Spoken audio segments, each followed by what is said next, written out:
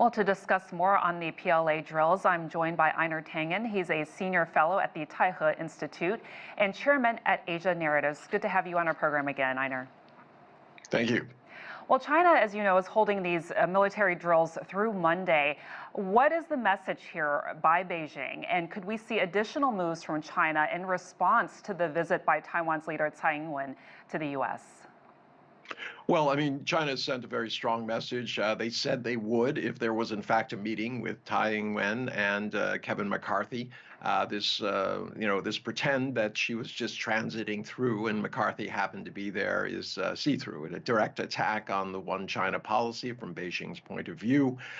There could be more retaliation, but some of the pressure might have been taken off simply because Macron has come out firmly. He does not support the disordering of the world and is urging Europe to have a third stance that is neither following the U.S. or China, but is independent. And this takes a lot of pressure off it. It kind of removes this idea that there's going to be big blocs assembling either for or against China.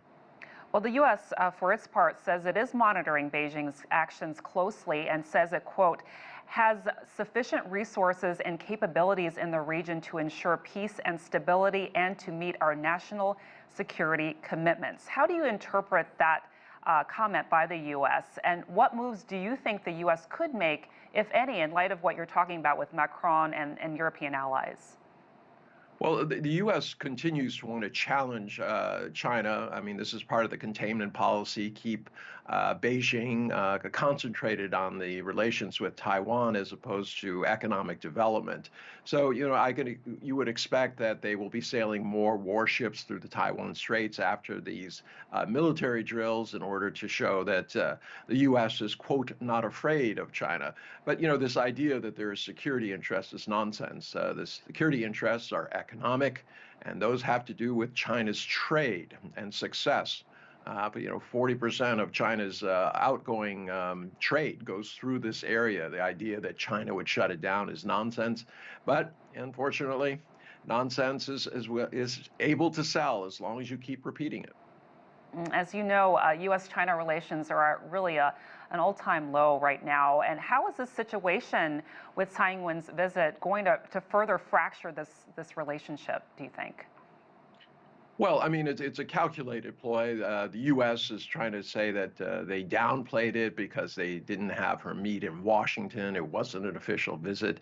But it's kind of nonsensical. Why are you trying to make a bad situation worse? And at this juncture, it really is not about the relations between the countries.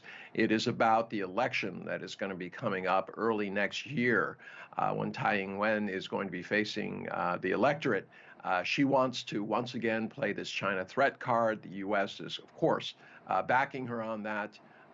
It would be best for China in terms of if there's peace and people understand that the economic disaster that Tsai Ing-wen has presided over in Taiwan needs to end, and there need to be a more rational approach to the relationship.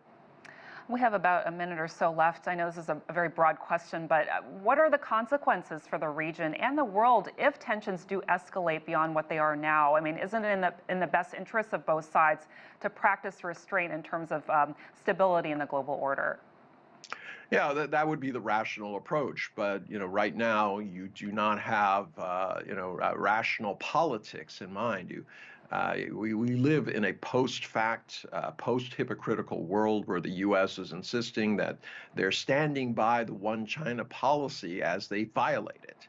I don't know what you can do about that. There's a sense in America, an urgency that they have to shut down China now or forever lose their chance. And this leads to, could lead to disastrous consequences if they keep pushing. They know that at some point China has to retaliate in terms of protecting the sovereignty of territory which they see is theirs. I mean, the equivalent would be if somehow China was interfering in the politics of Puerto Rico and saying that it should be independent, and they would back it militarily if they want to do that. I mean, the U.S. would go bonkers. I mean, Washington would saying, interference by a foreign country. And, and when I talk about hypocrisy, this these stories that are coming out about these leaked documents show clearly that the U.S. is spying on friend and foe alike. And it kind of dwarfs this idea that, this narrative that China is using old-fashioned spy balloons, which you can see clearly the size of three buses, as some way of spying on it, when it's the U.S. with its $90 billion a year, which is actually the one that is engaged in the most high-level and sophisticated and broad spying going on in the world today, and will continue to do so. So once again, Washington narrative is to accuse others of what it does itself. All right, we'll have to leave it there. Einar Tangen, thank you so much for your expertise again. Thank you, Francis.